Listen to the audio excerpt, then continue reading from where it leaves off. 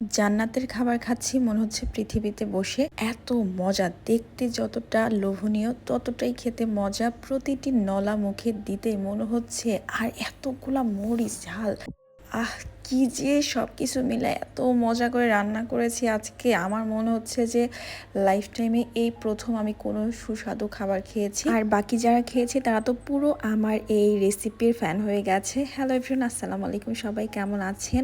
তো এই তো আমি এখন সেই রান্নার জন্য পেঁয়াজ মরিচ যা কিছু কাটাকুটি করা লাগে সব কিছু এখন কাটাকুটি করে নিচ্ছি। আর আমার এভাবে করে কাটাকুটি করতে ভালোই লাগে। আর আজকে রান্নাটা হচ্ছে যে সমস্ত আপুরা আমাকে ফলো দিয়েছেন শুধুমাত্র আমার রান্নাকে পছন্দ করেন রান্না দেখার জন্য, তো হচ্ছে যেহেতু আগে আমি রান্নার ভিডিওই দিতাম, যাই হোক তাদের জন্য তো আমি এখানে এক ডালা পরিমাণ কিন্তু শুটকি নিয়েছি, ছুরি শুটকি। আর এটা যে ভীষণই মজার খাবার আমরা সবাই জানি। তো এইখানে হচ্ছে মাছগুলোকে টুকরা করে নিয়েছি, পেঁয়াজ রসুন কুচো করে নিয়েছি, মরিচ টেলে নিচ্ছি, চিলি ফ্লেক্স করব। তারপরে এই তো মাছগুলোকে এখন আমি টেলে নেব। আর এটা ভীষণই উচ্চ তাপে আমি টেলে নিচ্ছি, যাতে করে এর মধ্যে যত রকম ময়লা মাটির জীবাণু থাকে সবগুলা যেন ধ্বংস হয়ে যায়। তারপরে ফুটন্ত গরম পানিতে বেশ খানিকটা সময় ধরে আমি একটু ফুটিয়ে নিব, যাতে করে আরও ভালোভাবে পরিষ্কার হয়ে যায়। তারপরে এই তো আমার ফুটানো হয়ে গেছে। এখন আমি সিঙ্কের নিচে দিচ্ছি, দিয়ে মানে কলের নিচে আর কি। তারপরে ভালো করে হাত দিয়ে কষলে ডলে ধুয়ে নিচ্ছি, যাতে করে বাকি সমস্ত ময়লা চলে যায়। তারপরে টেলে নেওয়া মরিচগুলোকে ভাঙা ভাঙা করে নিয়েছি। কড়াই গরম করে কড়াইতে সয়াবিনের তেল দিয়ে তারপর আমি দিয়েছি পেঁয়াজ কুচি, তারপর রসুন একটু বড় বড় সাইজের, যেহেতু কোয়া একটু কেটে কেটে দিয়েছি।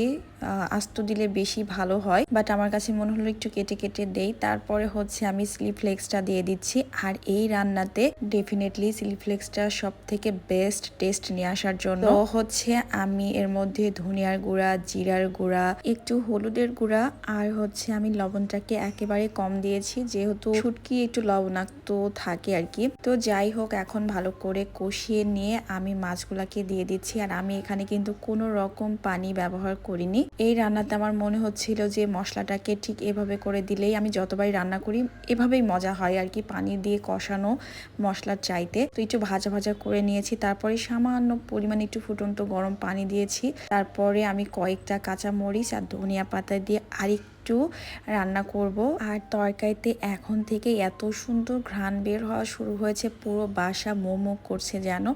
আর আমার তো জিভা দিয়ে লালা পড়া শুরু হয়েছে, খেতে ইচ্ছে করতেছে। তারপর একটু নাড়াচাড়া দিয়ে এই তো নামিয়ে এখন পরিবেশন করলাম। সবার আগে নিজের সামনে খাবার পরিবেশন করেছি, তার কারণ হচ্ছে যে আজকে আমি লোভ সামলাতে পারিনি, এতটাই লোভনীয় দেখতে। ক্যামেরার চাইতে সামনে মনে হচ্ছিল আরও বেশি অ্যাট্রাকটিভ।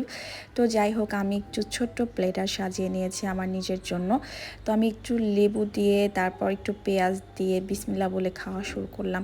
জাস্ট ফাটাফাটি। আপনারা একবার হলেও ট্রাই করবেন এভাবে করে রান্না করে। তাই ভিডিওটা হারিয়ে যাওয়ার আগেই শেয়ার দিয়ে রাখুন, যখন মন চাইবে রান্না করে খাবেন। আর ভালো লাগলে লাইক কমেন্ট শেয়ার দিতে ভুলবেন না। আজকে এই পর্যন্তই, সবাই ভালো থাকবেন, সুস্থ থাকবেন, আল্লাহ হাফেজ।